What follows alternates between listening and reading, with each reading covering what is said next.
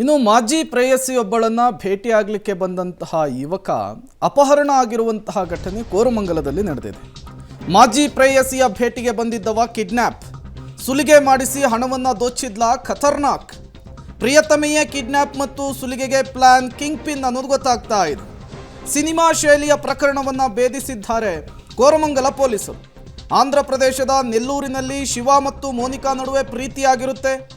60 gram ಚಿನ್ನ Innova ಕಾರಿನಲ್ಲಿ ಬಂದಿದ್ದ ಶಿವ. ಪ್ರಕರಣದ ಸಂಬಂಧ 7 ಮಂದಿಯನ್ನ ಈಗ ಹೆಡೆಮುರಿ ಕಟ್ಟಿದ್ದಾರೆ ಖಾಕಿ ಟೀಮ್. ಮಾಜಿ ಪ್ರೇಯಸಿಯ ಭೇಟಿಗೆ ಬಂದು ಈಗ ಯುವಕ ಕಿಡ್ನ್ಯಾಪ್ ಆಗಿರುವಂತಹ ಘಟನೆ. ಅಷ್ಟಕ್ಕೂ ಕಿಡ್ನ್ಯಾಪ್ ಮಾಡಿದಂತಹ ಆ ಖತರ್ನಾಕ್ ಲೇಡಿ ಯಾರು ಅಂದ್ರ ಇಲ್ಲಿದೆ ನೋಡಿ ಡೀಟೇಲ್ಸ್. ಹಳೆ ಗೆಳತಿ ಭೇಟಿಗೆ ಬಂದವನ ಕಿಡ್ನಾಪ್, ಸುಲಿಗೆ. ಖಾಕಿ ತನಿಖೆ ವೇಳೆ ಸ್ಫೋಟಕ ಮಾಹಿತಿ ಬಹಿರಂಗ.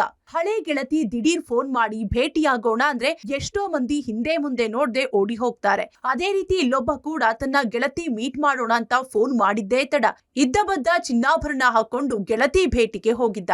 ಆದ್ರೆ ಭೇಟಿಗೆ ಬಂದ ಯುವಕನನ್ನ ಯುವತಿ ಅಂಡ್ ಗ್ಯಾಂಗ್ ಟ್ರ್ಯಾಪ್ ಮಾಡಿ ಕಿಡ್ನಾಪ್ ಮಾಡಿದ್ದಾರೆ. ಹೀಗೆ ಯುವಕನ ಕಿಡ್ನಾಪ್ ಮಾಡಿ ಸುಲಿಗೆ ಮಾಡಿದ್ದ 7 ಮಂದಿಯನ್ನ ಕೋರಮಂಗಲ ಪೊಲೀಸರು ಬಂಧಿಸಿದ್ದಾರೆ. ಆಂಧ್ರದ ನೆಲ್ಲೂರು ಮೂಲದ ಶಿವು ಎಂಬಾತ ತನ್ನ ಬಾಲ್ಯದ ಗೆಳತಿ ಮೋನಿಕಾ ಎಂಬಾಕೆ ಜೊತೆ ಫ್ರೆಂಡ್ಶಿಪ್ ಇಟ್ಕೊಂಡಿದ್ದ. ಆದ್ರೆ ಕಳೆದ ಕೆಲ ವರ್ಷದ ಹಿಂದೆ ಫ್ರೆಂಡ್ಶಿಪ್ಗೆ ಬ್ರೇಕಪ್ ಹೇಳಿ ದೂರವಾಗಿದ್ರಂತೆ.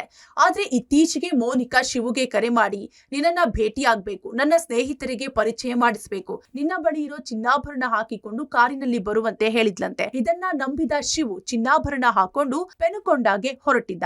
ಆ ನಂತರ ಆಗಿದ್ದೇ kidnap and hitting.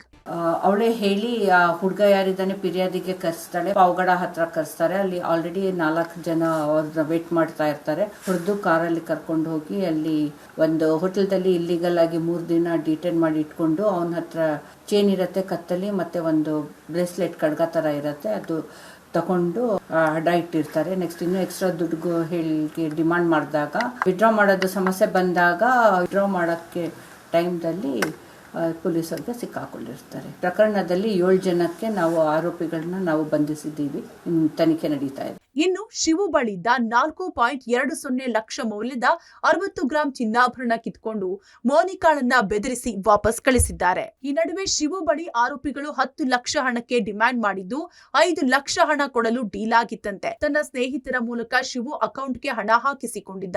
Koramangala ATM ಬಳಿ ಹಣಕ್ಕಾಗಿ ಗ್ಯಾಂಗ್ ಮಧ್ಯೆ ವಾರಾಗಿತ್ತು. ಕೂಡಲೇ ಶಿವು ಜೋರಾಗಿ ಕಿರುಚಿದ್ದ.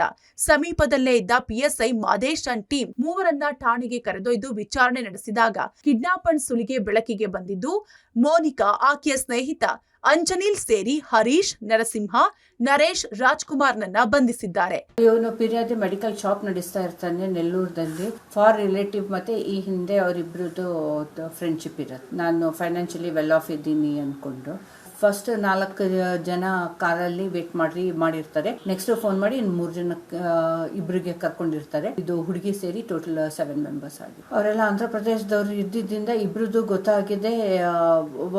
ಇಬ್ರು ಒಂದು ಅಫೆಂಡರ್ಸ್ ಇದ್ದಾರೆ.